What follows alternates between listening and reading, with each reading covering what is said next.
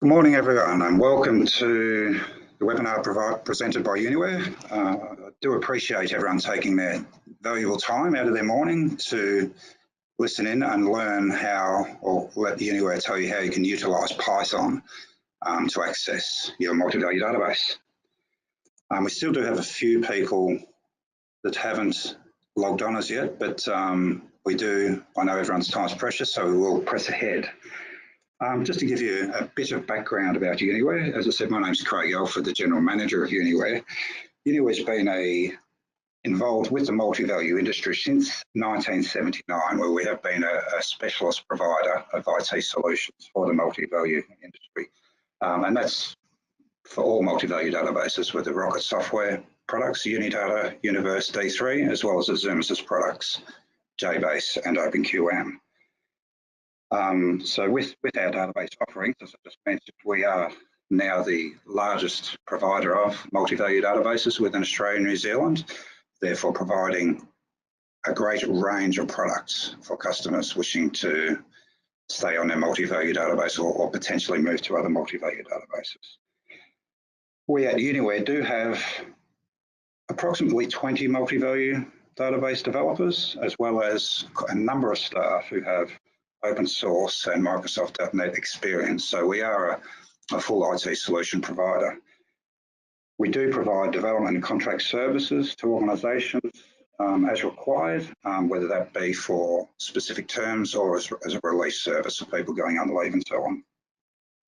Our aim is to provide solutions to all our customers and partners and to the multi-value industry in general, just advising them and keeping them up to date with the latest technologies and how they can be utilised to extend your multi-value applications, which predominantly contain many, many years, if not decades, of intellectual property. And our aim is to provide you solutions to keep that intellectual property and have your presentation layer provided in a more common or more modern format, whether it be on a browser or an application front end, as opposed to our old typical green screens.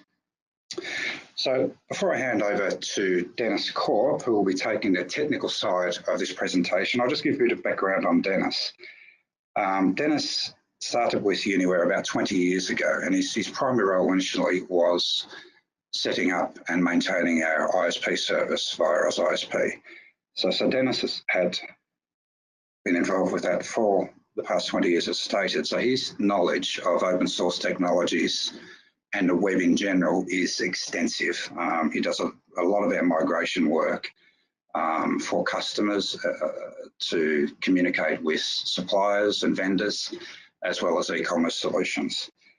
During that same period of time, Dennis did get involved with the multi-value databases, and for at least the last 17 or 18 years has been providing support, maintenance, upgrades, migrations, basically any service required related to all the multi-value database products from Rocket Software with their Unidata, Universe and D3 products, as well as the Xerox products, jBASE and OpenQM. So Dennis has a very, very broad knowledge of the internet as well as the multi-value databases, which makes him the perfect person to be presenting this webinar to you. So without any delay, I will hand over to Dennis to walk you through the technical webinar. Thanks very much. Thanks, Dennis. Thanks, Craig. So in this presentation, I'm going to walk through the steps of creating a web service with Python that's interacting with your multi-value database. I'll be starting off with a little bit on Python, and we'll get to see how it works with our multi-value data. There will be a few code examples in the slides along the way, and I'll explain those as we go through them. So to begin, we're going to start off with what is Python? Now, I've taken this straight from their website, but it's basically saying that Python's an interpreted, object-oriented, high-level programming language. In particular, it's got high-level built-in data structures combined with the dynamic typing and the dynamic binding, making it very attractive for rapid application development, as well as a scripting or glue language to connect existing components together. And that last part is primarily what we're looking into at the moment, where we're gluing our multi-value systems in with modernisation as it is. Why we're using Python? So like multi-value systems, Python uses the dynamic typing and binding. You're not required to use a specific variable type just because you define that variable as an integer or a string. And in multi-value systems, it's possible that you have multiple data types in a field. So you're passing in or out different types of data, and that data may change data types on a per use case. For instance, in multi-value, you can have a field defined as a date, but that date can actually be populated with alpha characters as opposed to just numbers or date data. We're going to be going through using Python for RESTful web services, primarily because I wanted to move into, sorry, we're going to try to achieve, what are we trying to achieve with the web services? So typically the client application or website is going to require data in a somewhat structured format. A lot of the current web technologies, including mobile applications, are utilizing JSON for data. So JSON is a very structured format, but it still fits in with a lot of applications and languages. I'll give a very brief example on XML and JSON next. But primarily JSON supports basic key value pairs, or you can go into a little more depth with arrays and then nested data. JSON's lighter than XML as far as the it doesn't have all the overhead or the tags and elements that XML utilizes, and therefore you can pass a lot more usable data with a lot fewer actual bytes. And then this in turn allows your applications to function a lot quicker. We'll mention also that web services are a two-way process. Sorry, I lost my mouse there. Sometimes you're the server, sometimes you're the client. And although I don't have any examples today, you can also use Python out of your multi-value system to connect out to third-party services. For instance, eBay or Amazon, where you want to push up data or push up your stock into your store or something. Or even if you're using FTP or email to move data around between yourself and your business customers, you can actually use your Python for that as well. And it's a little bit easier and a little bit safer and cleaner as well. So in our next slide here, very, very basic, but it's just a quick example of what XML is. And I'm sure you probably all understand what XML is, but I just wanted to show this because moving into the next slide, we have an example of JSON. So still the same sort of structure, still looks essentially the same, but it's a little bit lighter. We don't have all of the tags on both the start and the end. And yeah, moving on. We have an example object, sort of what a Python object looks like. And we'll get into this a little bit later. It becomes most relevant when you're passing data onto another service or interface as JSON. So we're going to be explaining what the objects in Python are and how that relates to JSON and how that relates back to your multi-value system. We're going to start off a little bit with lists and objects in Python and how they're relating to JSON itself, and then how that's relating to your multi-value data. I'm going to go through creating a class in Python, and then how we're going to use and manipulate that data. And I'm sure you'll understand why I'm explaining this in a minute. So Python lists. I'm not sure what programming languages you might be familiar with, but for me, lists in Python are like a single dimensioned array. They're ordered and they're changeable, which means that when you create a list, the data remains in the same order unless you specifically change it. The values you put in position 1 remain in position 1 and so forth. Lists in Python allow duplicate members, which means you can have the same value multiple times within a list. You can add and remove or update the data in a list, and you can even insert new pieces of data. You can tell it to insert a new piece of data between sort of fields 0 and 1, and that's going to push all of the data from 1 further down into the list. Data in lists can also be referenced by an index. So you can index your list through numbers. We'll get to that, we'll show you that. And lists are just a great way to handle a group of data items. Here we have an example. It's not complex, but we can see sort of in the middle of the screen, I've got my list equals 1, 2, 3. This in Python is just creating a list. So I've just added 3 fields to it, and it looks like an array. Just below that are a couple of print statements. So first we'll print it out as just a string, as the list itself. And then we use JSON and we dump it out as JSON data. And the blue text at the bottom of the page is actually the results of running this script. So at the top, we've got the basic list just printed out as it is. Below that, it prints out as JSON. It may look pretty much exactly the same, but in the back end, it really isn't. JSON in Python. So JSON's a standard library in Python. You're not required to download or install plugins or anything to get support for JSON. It's just sort of always there, which is a fabulous thing. In the examples that we're going to go through today, I'll have one instance of where we're reading from JSON, but primarily we're just using it to output the data in a structured format. JSON, as the slide says, can be used for importing and exporting data. And you can easily convert your string data, like in the previous example, into JSON output. But also we can convert Python classes into JSON output, which is where the strength in it really lies. On our slide here, we have creating classes. So a class in Python is essentially a blueprint for an object. Excuse me.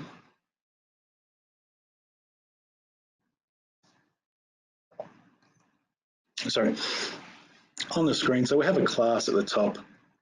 I've defined it with an init, which means that when you instantiate the class, it actually brings in all of those default values. At the moment, they're just set as like null strings, although the fourth one there, 456, is defined as a list. They don't need to be predefined, and you don't need to have any data there. So when this class in particular is instantiated, it will be empty. It'll have no data, but it will already have those fields in it. Below that, we just instantiate the class, we just pass it into a variable. It's not a complex process in Python. And then after that, you can access each of the different fields if they're predefined in the class to assign your variables to those. So I've just assigned a couple of numbers to the first couple. And then in the last one, we've just assigned a list.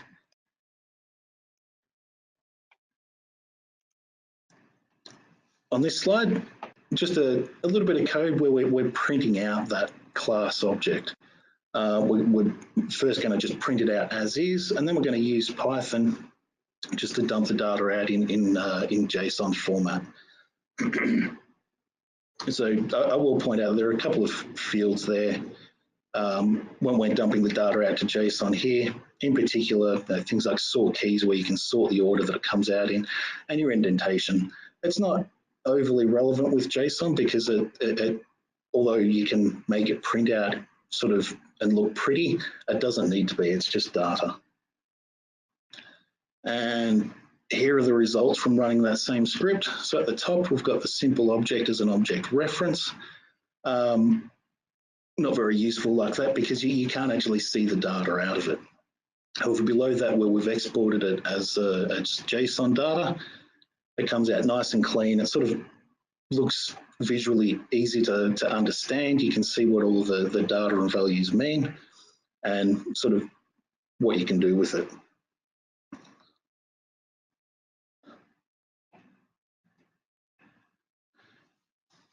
Now we're getting a little bit deeper in. This example is more to show how multi-value data can be managed within Python. At the top, with that myMV data, we just got a basic string separated by a char 254, which is an attribute mark in multi-value data, exactly how it would appear if you printed your multi-value file out. We'll just take that string and we split it based on the attribute mark, and we're generating a list out of that. And then we go through and we just append the items to the list. Just below that, we're going to print it out again. So we're going to print out our multi-value data again, just as a list, and we're going to dump it out as JSON format as well. Taking it a little bit further, We also have the multi-value data with sub-values.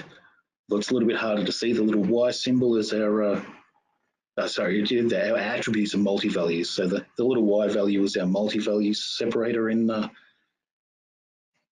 databases, which are chart 253. And so we go through and we split it up based on the attribute mark, and then we split it up based on the multi-value mark after that. And again, we're just going to print it out as a list from Python, and then we're just going to export it as JSON as well, which is what the following screen will show. So here we are. The top line looks very similar, well, the top two lines look very similar to our first example where we just had a basic list, but it's at this point taken the multi-value data, we've split it into a list and then printed that out again. Again, the same as JSON. In the third line there, we can see that we actually have a list 456 within the greater list, which is the whole object. And then below that, all of that data again printed out just in JSON format. So hopefully that explains somewhat how JSON and Python are able to process multi-value data. Sorry. So yeah, at this point, I think I've demonstrated the data formats that Python provides. So we're going to move on to using Python with our multi-value databases.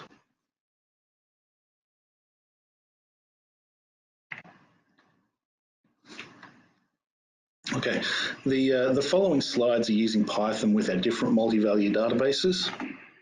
In the coming screens, we're going to show a little bit on jBASE. Then we're going to go into just a quick example on QM, and then we're going to finish up with the Rocket U2. The reason for that will be described on the subsequent slides. Excuse me. So Python and jBASE has done a little bit differently, primarily because with the way jBASE is set up, you can actually run your database commands directly from the operating system.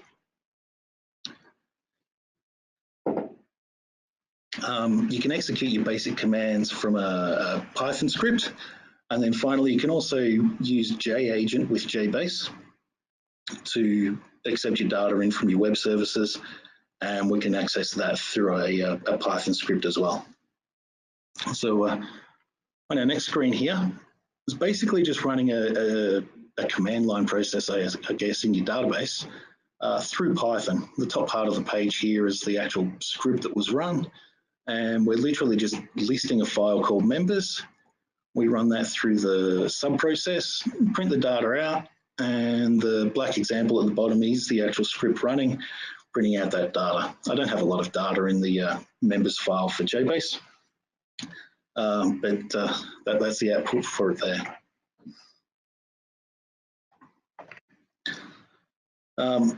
This one is an example of a program where we're making a request to the JAgent service, which is provided by jBASE. So JAgent can be configured to work directly as a web service on its own. You don't have to write a lot of stuff outside of it. It's built into the database itself, or it can be used as an intermediate, so you can simply call your programs or subroutines through the JAgent or through a web service to access the data in your multi-value database. It's quite simple to use, and I'm sure we'll probably show that in a webinar in the future. OpenQM and Python. So OpenQM is it's similar in functionality to the way U2's done it with Unidata and Universe. They provide the QM client.py file, which just plug into your Python scripts, and you can use that to access any database on the server. It can be used to open, read, or write to files. You can call subroutines, you can manage your data in your dynamic arrays, and you can even convert your data direct from the database with oconv. So on our next slide here is a pretty sort of broad example on what you can do with the QM client with QM and Python. At the top, we're just connecting to a database called Super.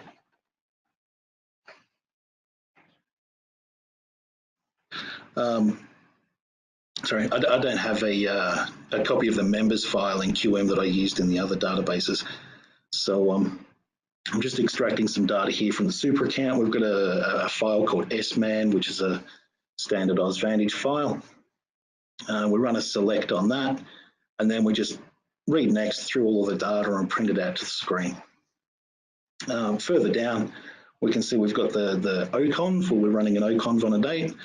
Unfortunately, the SMAN file doesn't have any actual date data in it, so that doesn't actually print anything out when we run it. Here's the output from running the same script. It's very straightforward, but there's not much to look at in this example, I'm afraid. Moving on, we've got Rocket U2 with Python. Like I mentioned before, with the QM, U2 provides a U2PY file, which allows you to access the database.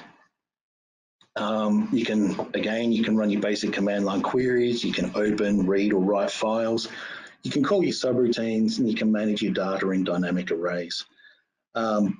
Although today's example, I've done everything with Unidata that you'll see. Both Unidata and Universe have exactly the same support for Python. Unfortunately, at this point, there's no Python support for D3. So we're going to move on to using web services to push and pull data, and I'll go through how we've set that up. First off, a subroutine. Very basic. All it's doing is opening our members file. Bear in mind, this was all run out of the xdemo account for Unidata. So if you've installed Unidata with Python, you'll have the xdemo account and you'll be able to run these scripts. But a very basic file or subroutine here that we're just passing in an item ID or the member ID. We're reading the file, looking for that member ID, and we're just pushing all of that data out. If we can't find that item, we just push out we return the string no data so that we know that we haven't got any data for that particular member. And a very short script on just accessing that subroutine with U2 Python. So we've got the u2py.call, and we're just calling the subroutine GetMemberData. The first argument there, the 0011, is the member ID that we're requesting. The third argument, none, is actually going to be our return data. Once we've done that, we're going to print, well, it says command 0, but that's the first argument that we've passed, which will be the 0011. So that'll be printed to the screen. And then we're going to print the return data. And we're going to convert it to a list, which is a built-in function with U2Py for the Rocket software. So it automatically converts it to a Python list. And then finally, just after that, we're going to convert all of that same data to JSON. Now, the next page has got a lot of stuff on it, and I do apologize, but here we go. So there's the output from running that script against our Unidata database. At the top, we've got our 0011s, the very first line printed out, right up on the top left, just below my name. And then that sort of big block of text, really hard to read in that format. That's our data in a list. You'll notice that within that data, there are also some other sublists because the data's nested. It's got, in the example database, there's credit cards, there's credit card information, there's dates and things, and all of that's all multi-valued further into the data. And then sort of the bottom half of the screen there, I've cut off the tail end of it, I'm afraid, but that's the same data, but it's printed out in JSON format, which is very straightforward and a whole lot easier to read. Moving on from the previous script, we've just converted this one into a function. So we're taking the same U2 Python call, but now we've converted it to a function, and we're actually asking the end user to enter a member ID that they want to look up, and then we pass that into the function. It gets passed through, and we're doing essentially the same thing. We're also now checking for that no data string coming back in the event that they type in a member ID that doesn't exist. Gives them a nice message and just moves on. Finally, we've put the whole lot of it into a loop. So you could sit there all day just looking up different members out of the member database. And once you get bored with that, you throw in an X or a capital X and the script will exit. But otherwise, it's just going to keep running and it's going to keep asking for a new member ID. And you can just keep on filling in new numbers and it's going to keep on printing out the data for those members. Finally, we're getting there. We're converting the member data into an object. An example on the screen, it's a little bit chopped down because there was a lot of code there. But primarily at the top, we've got the members object. So we've created a class which has all of the fields that we're pulling out of the MultiValue database. This is all predetermined, so we just set up the class. We know exactly what the data is going to be we're pulling out of the members database. So we just set it up and we're pulling it in. We've also added a couple of functions there that you can see. We've got the from MV list. That's a function where I've set it up so that, like a previous example, we were just printing that list to the screen, horrible looking data. Rather than that, we can pass that list into the object in the from MV list function, and it's going to take that and convert it all into the actual class object itself. And then just below that is another function called toJSON, which literally just takes the object itself and prints it out or returns it in JSON format. You'll notice that the script's a little bit different below, but it's essentially the same thing as the previous one. We've just sort of expanded on it a little more.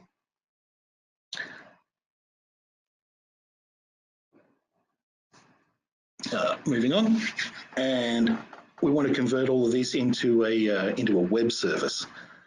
So with the examples I've done here and with the way I've utilized Python, so I've set up the web server. I have an Apache web server, although you could use Nginx or any other kind of HTTP server.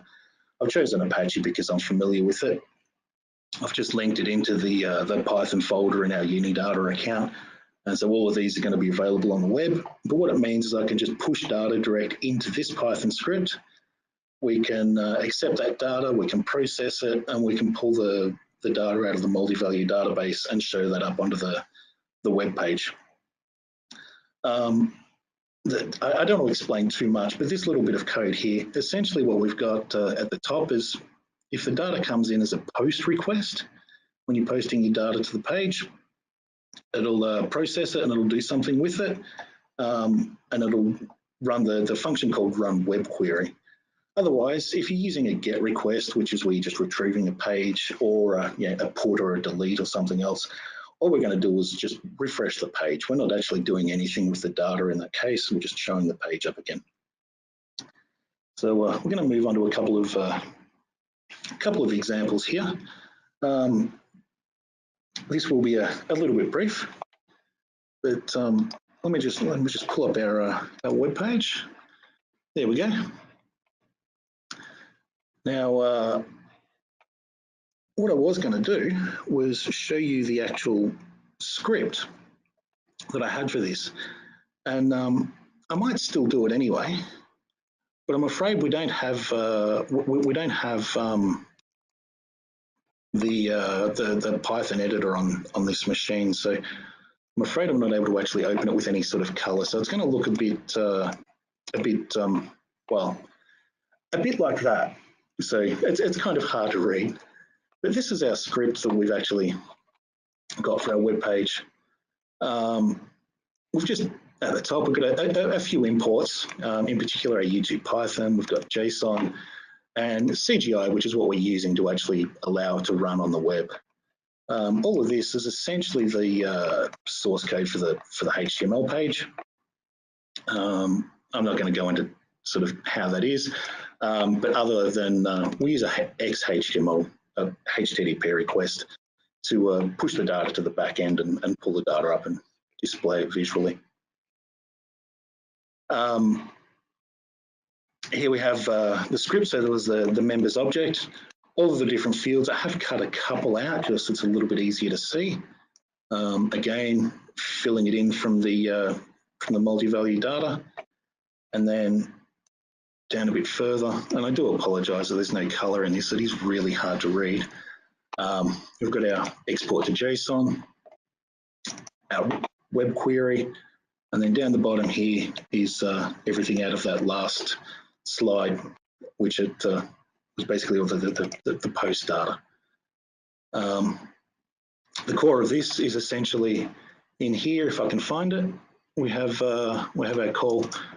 Oh, U2Py.call, which is what we were using previously. I actually changed this one around a bit. We use U2Py.subroutine. We just call the subroutine with 2 arguments. We set the first argument as our member ID, which we're feeding in from the web page. We do sort of the call to that. We'll get the data back. We'll print out if it's if there's like if the member doesn't exist. Otherwise, we just print it here. This member, which is our class object that we've created up the top, our members object, just up here, and we just call our toJSON function. Well, sorry, first off we call from MV, so we pull the data in from the MultiValue database into the object, and then we use the toJSON function just to print it out to the screen. We've also added a couple of different ways to get the data out, so you can access just the first name or just the surname if you wanted to, or even switch it over, convert it to a dictionary instead of a list. And then you can access it in dictionary format if you're after the address or the city that way. And just the last one down here, we got the card number. And because card number was multi-valued, I've just pulled up the first instance, or index 0 out of that one. So we'll flip back over to the web page here, and we'll just do member 1, hit request, and look at that. So we've just pulled our data from our MultiValue database, and it's now displayed on the web. This is our JSON data. It's not easy to see in this format, and you'll notice that it's not actually ordered either. It's come out in alphabetical BC rather than the order we had it in the back end or in the object. Down the bottom, we have just the other examples, the first name, last name, address that we pulled out from a dictionary rather than a list. And then card number 1, so 9165, which matches up with our first instance here, 9165, so the first card number out of our multi-value list there. And finally, there was the date, and I don't know if I had that one in here.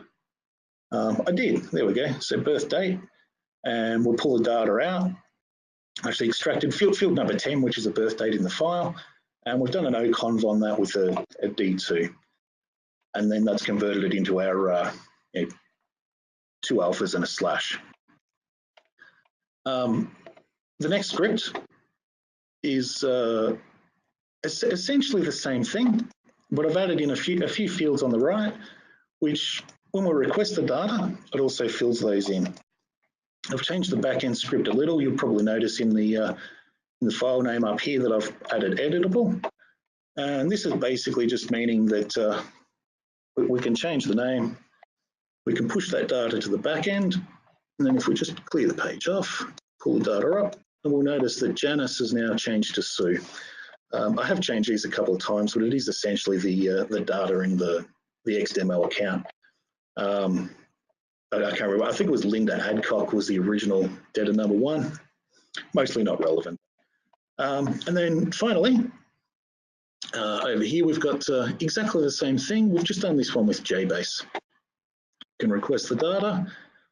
Hopefully it comes up. There we go. A little bit smaller, and we've spelled Craig's name wrong, so we can just fix that up. We'll update the data. There we go, refresh the page, pull the data up, and we're all good. So we've passed the data through Python. It's gone back into our MultiValue database. I should mention that these scripts in this format, they're not secure. I would not put these on the web as they are. They need a little extra added to them.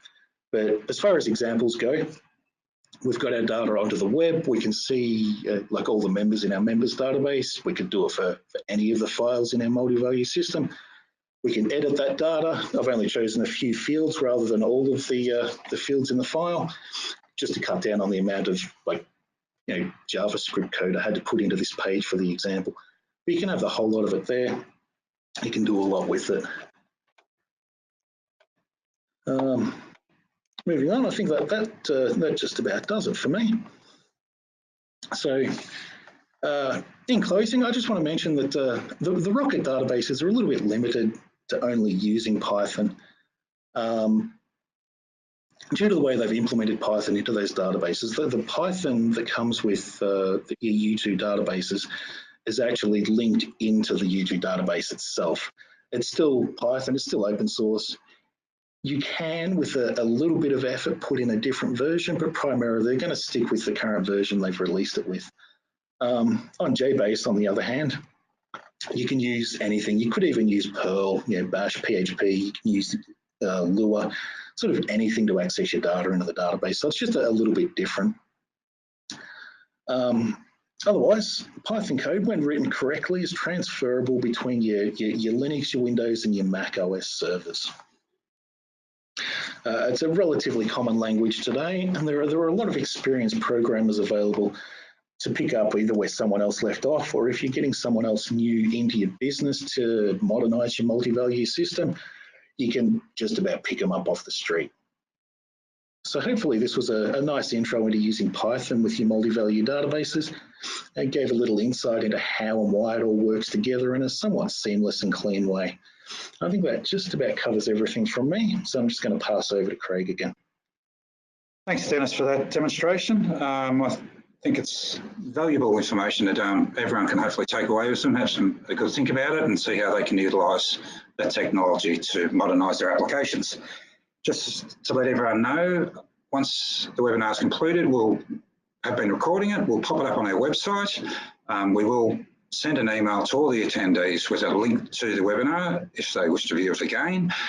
We'll also include a download link that will enable you to download all the source code and examples that Dennis did provide with the webinar, so you can pretty much take it and run it out of the box against your Unidata, Universe, jBASE or QM multi-value database. The U2 products, you may need to obtain a demo type license. If you're not on the latest release, it is only available with the later releases of Unidata and Universe. You should contact your database vendor for that, and I'm sure they'll be able to arrange it for you. As I said, they do have the XDemo accounts there, and you will be able to just test it straight away.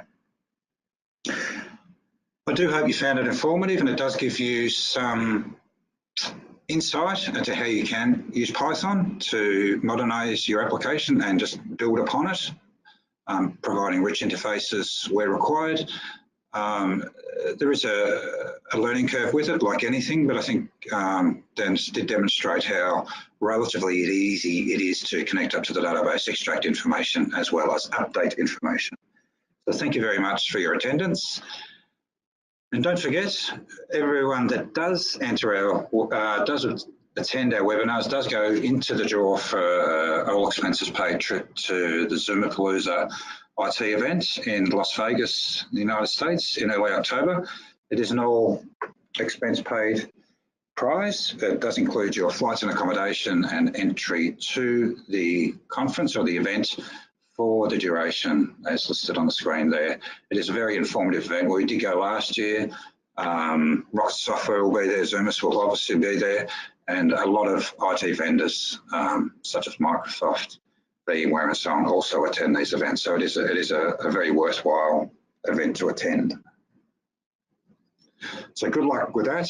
So do make sure you register for the upcoming event on the 25th, so the Microsoft integration, which will be building upon what we've just been through with Python on how you can integrate that with your Microsoft applications. If you do have any questions, give us a call directly on the number on your screen, or feel free to email webinars@Uniware, and we will respond to your questions and queries as soon as possible.